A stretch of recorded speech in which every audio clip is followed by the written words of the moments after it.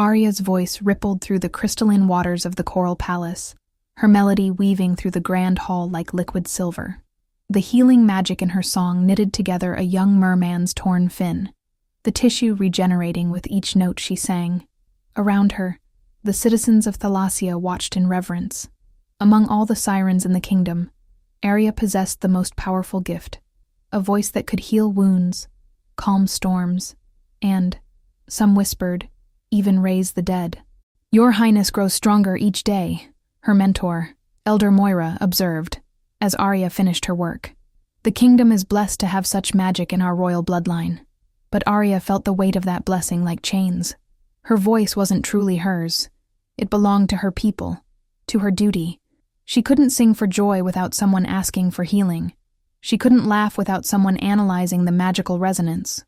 And she certainly couldn't refuse when her father, King Murdoch, summoned her to the throne room with urgency carved into every line of his weathered face. The throne room bustled with advisors, their expressions grave. Her younger sister, Lyric, clutched their mother's arm, her eyes wide with fear. Arya's stomach dropped. "The wolves have broken the treaty," her father announced without preamble. 3 of our coastal scouts were found dead at the border reefs, torn apart by claws. Gasps echoed through the chamber. The Treaty of Crimson Tides had held for 50 years, a fragile peace between the underwater siren kingdom and the land-dwelling werewolf empire, a peace that had cost rivers of blood to achieve.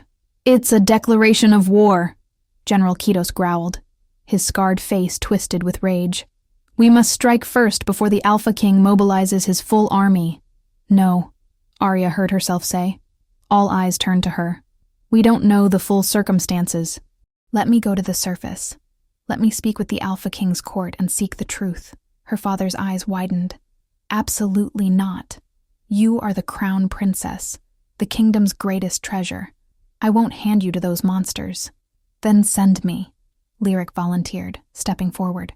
At 16, she was brave but reckless, her voice still untrained. "Neither of my daughters will." "Father." Arya swam to him, taking his hands. "If war comes, thousands will die. My voice can prevent that. Let me be the bridge." What she didn't say, "Let me choose my own fate for once." After hours of debate, King Murdoch relented, but only under harsh conditions. Arya would go as both ambassador and hostage, insurance for the peace. If the wolves had truly broken the treaty, she would be their prisoner. If not, she might prevent catastrophe. The night before her departure, Arya swam to the Sea Witch's grotto at the edge of Thalassia. Morana's reputation was dark, but she was the only one who could perform the transformation magic needed for a siren to survive on land. The grotto was a twisted labyrinth of shadows and bioluminescent fungi. Morana emerged from the darkness, her ancient face both beautiful and terrifying, her silver hair floating like cobwebs. "The princess who has everything comes to me," Morana purred. "How delicious. You need legs, I presume?" "Yes, and a protection spell if you have one." "The wolves are dangerous." Morana's smile was sharp as broken coral. "Oh, I have something better than protection. I can ensure the Alpha King never forces you to use your voice against your will." She produced a crystalline vial that seemed to contain liquid starlight. "This spell will hide your voice where no one can steal it. You'll be completely safe." Something felt wrong, but Arya was desperate. "Will I be able to speak at all?" "Of course, child. Just not with magic. Think of it as a shield." Arya should have asked more questions, should have consulted Elder Moira, but time was racing, and her sister's life might hang in the balance if this diplomatic mission failed. She drank the potion. Pain exploded through her throat like swallowing glass and fire. She tried to scream, but no sound emerged. Nothing at all. Her voice was gone. Completely, utterly gone. "What?" she tried to say, but only silence came out. Morana's laughter echoed through the grotto. "Did you really think I'd help you for nothing, foolish girl? Your voice now belongs to me, and through me, to those who truly understand its value. You'll go to the wolf court exactly as planned. Mute, powerless, perfect." Arya lunged at her, but the transformation magic hit simultaneously. Her tail split into legs with excruciating force, and she collapsed onto the rocky floor, gasping soundlessly. By the time she could focus through the pain, Morana had vanished. She dragged herself back to the palace, her new legs clumsy and aching. Her mother's face crumpled when she saw her. Lyric wept. Her father raged, but the decision was made. War loomed closer with every passing hour. Even voiceless, Arya had to go, perhaps now more than ever. If the court discovered she'd lost her voice to a sea witch's treachery, it might spark the very war they sought to prevent. 3 days later, Arya stood on the shore in an ill-fitting human dress, watching the wolves' carriage approach. They'd sent an escort, 4 massive warriors with eyes that gleamed gold in the sunlight. The leader, a scarred man named Ronan, looked her up and down with barely concealed disgust. "The Princess of Sirens," he said flatly. "His Majesty awaits. Try anything, and you'll discover why we're called monsters." Arya couldn't respond, couldn't explain, couldn't even beg for mercy. She climbed into the carriage with as much dignity as she could muster, her heart hammering against her ribs. Through the window, she watched her ocean home disappear behind the cliffs. Ahead lay the Wolf Kingdom's capital, and the Alpha King who supposedly butchered her people without mercy. She touched her throat where her voice used to live. "I will survive this," she promised herself silently. "I will find a way." The carriage rolled toward an uncertain fate, carrying a mermaid without a voice into the den of wolves. Tentar, novamente. Continue, como ato 02, com 1000 palavras em inglês. Act 2. Court Games and Forbidden Connections. Chapter 2. The Wolf King's Court. The palace of the Werewolf Kingdom rose from the mountainside like a predator's bared fangs, all sharp towers and dark stone. Arya's legs trembled as the guards hauled her from the carriage. 3 days of travel had taught her that walking was vastly more difficult than swimming, and her human body felt alien and vulnerable. They dragged her through corridors lined with torches and tapestries depicting wolves tearing apart sea creatures. A message, clearly. Her fingers curled into fists, nails biting into her palms. The throne room doors crashed open. He sat upon a throne of black iron and bone, and Arya's breath caught despite her fear. Alpha King Caspian was younger than she'd expected, perhaps 30, with dark hair that fell to his shoulders and eyes like molten amber. Scars crossed his bare forearms, and raw power radiated from him like heat from a flame. Every wolf in the room had their heads bowed in submission, those golden eyes fixed on her, and Arya felt pinned like prey. The Siren Princess. His voice was deep, cold as winter stone. "I expected someone more impressive." Ronan shoved her forward. She stumbled, barely catching herself, and fury burned through her fear. She lifted her chin and met the Alpha King's gaze directly, a challenge no wolf would dare. His eyes narrowed. "Prideful creature, do you know why you're here?" Arya opened her mouth, then closed it. Helplessness washed over her. "Answer your king," Ronan snarled. She tried again, pushing air through her throat, but nothing emerged. Panic fluttered in her chest. A woman stepped from the shadows. Elegant, beautiful, with ice-blonde hair and cruel eyes. How amusing. The famous siren who can't speak. What good is a songbird with no song? "Lady Selene," the king said, his tone holding warning. "Forgive me, your majesty, but surely you see the insult. They send us a defective princess as ambassador." Selene circled Arya like a shark. "Perhaps the sirens already prepare for war and sent this one to die first." "Enough." Caspian rose, descending the steps toward Arya.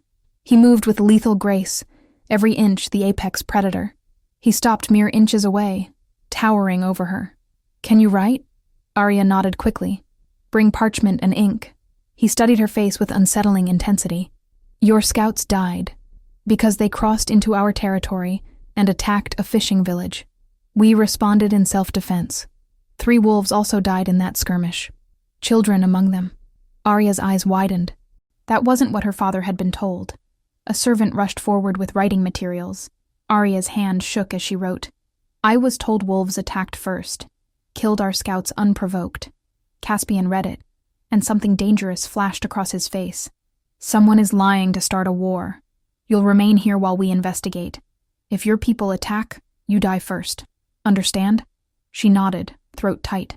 "Ronan, take her to the East Tower. Post guards." He turned away, dismissing her like she was nothing. Chapter 3. Silent Survival. The East Tower room was sparse but not cruel. A bed, a desk, a narrow window overlooking the forest. Arya spent her first night curled on the floor, grieving her voice, her freedom, her life. But sirens were survivors. By dawn, she'd made a plan. She couldn't speak, but she could observe. She could learn. And she could find out who was truly orchestrating this war. Over the following weeks, Arya navigated the treacherous court. Lady Selene led a faction that wanted her executed as a statement. Others, like the Beta Marcus, viewed her as a useful hostage. A few younger wolves were simply curious about the legendary sirens. She developed ways to communicate, writing constantly, creating a simple sign language, using facial expressions that cut through the language barrier. The servants began to warm to her, especially a young wolf named Tessa who brought her meals. "You're not what they said you'd be," Tessa whispered one evening. "They told us sirens were monsters who'd enchant us with their voices and drown us. But you seem sad." Arya wrote, "What do they say about your king? That he's brutal but fair. That he saved the kingdom from civil war when he was barely 20. That he never smiles." Tessa leaned closer. "And that he watches you during council meetings when he thinks no one notices." Arya's hand froze. She'd felt those golden eyes on her during the few gatherings she was forced to attend, standing silently in the corner like a decoration. She told herself it was suspicion, surveillance. But sometimes, when she caught him staring, the intensity in his gaze felt like something else entirely. The breakthrough came during a council meeting 3 weeks into her captivity. Arya stood in her usual corner, watching the advisors argue about border patrols, when she noticed Lady Selene pass a folded note to Lord Aldrich, the Master of Whispers. The exchange was subtle, practiced. Arya's instincts screamed. She'd seen enough court intrigue in Thalassia to recognize conspiracy. That night, she picked the lock on her door, thanked the tides for curious princesses who learned such skills from bored guards, and crept through the palace. She followed Selene's scent. Her human nose was weak, but sirens had other senses, to a locked study. Through the keyhole, she heard voices. "The poison worked perfectly on the siren scouts," Selene said. "Made it look like wolf attacks. And the fishing village massacre was easy to stage. Your sea witch played her part well," a male voice responded. Lord Aldrich. "The princess, arriving mute and powerless, was perfect. Caspian grows distracted by her, just as planned. Once the war begins in earnest, we'll eliminate both kingdoms' leadership. The power vacuum will be ours." Arya's blood ran cold. Marana, the sea witch who'd stolen her voice, was working with wolves from Caspian's own court. A hand clamped over her mouth from behind. She tried to scream, uselessly, as she was spun around. Golden eyes blazed into hers. Caspian. He pressed a finger to his lips, then pulled her away from the door, down the corridor, into an empty room. "Tentar novamente, Ari. Continue com o ato 03, com 1000 palavras em inglês. Act 3. The War, the Voice, and the Choice." Chapter 4. Unlikely Alliance. Caspian released her, but blocked the door, his massive frame filling the space. In the moonlight streaming through the window, he looked more wolf than man, dangerous and wild. "How long have you been spying?" His voice was barely above a growl. Arya grabbed paper from a desk, scribbling frantically. "I just discovered it. Selene and Aldrich are working with the sea witch who took my voice. They staged everything to start war." He read it, jaw clenching. "I suspected Aldrich for weeks, but Selene?" He paced like a caged animal. "She's the daughter of my father's most trusted general. Her family has served the crown for generations." Arya wrote, "Power corrupts even the most loyal bloodlines. And this sea witch?" His eyes locked onto hers. "She stole your voice? That's why you can't speak?" Arya nodded, and something shifted in his expression, a crack in the cold armor he wore. "I thought—" He stopped, running a hand through his hair. "I thought you were playing some game, that the sirens sent you voiceless to make us underestimate you, or to gain sympathy." He moved closer, and Arya's heart raced. "But you were betrayed, like me." She wrote, "We need proof, something to show both kingdoms before war becomes inevitable. The trade summit is in 3 days. Both kingdoms' representatives will be there, neutral ground on the coastal cliffs. If we can expose the conspiracy, then—" A howl shattered the night. Then another. Alarm bells clanged through the palace. Caspian's head snapped toward the window. "We're under attack." They ran through corridors flooding with armed wolves. From the ramparts, Arya saw the nightmare unfold. The ocean itself was rising, massive waves carrying siren warriors toward the palace. Her people had come, and they'd brought war. They think we're holding you prisoner, Caspian realized, that we tortured you into silence, because that's exactly what Selene and Aldrich would have reported through their spy network. Arya's chest constricted. Lyric was probably down there, leading the charge to rescue her sister. Your Majesty! Marcus burst onto the ramparts. Lady Selene has opened the sea-facing gates.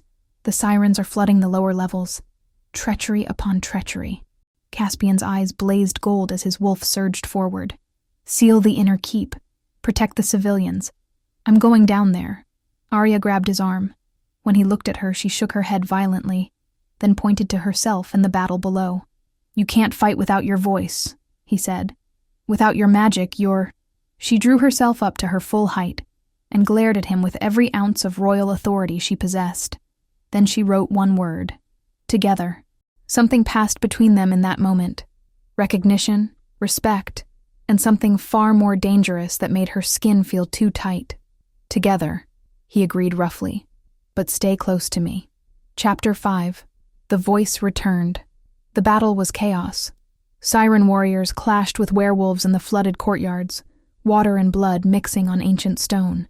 Arya spotted Lyric fighting near the main gate, her voice weaving attack spells that sent wolves flying. Lyric! Arya tried to shout, but nothing came out. Frustration burned through her. Then she saw her, Morana, the sea witch, standing on a fountain with a crystalline pendant around her neck that pulsed with stolen light. Arya's voice, her magic, contained in that cursed object. Morana's eyes found hers across the battlefield, and the witch smiled. Looking for this, princess? Morana's voice carried over the din. She touched the pendant, and Arya felt the echo of her own power.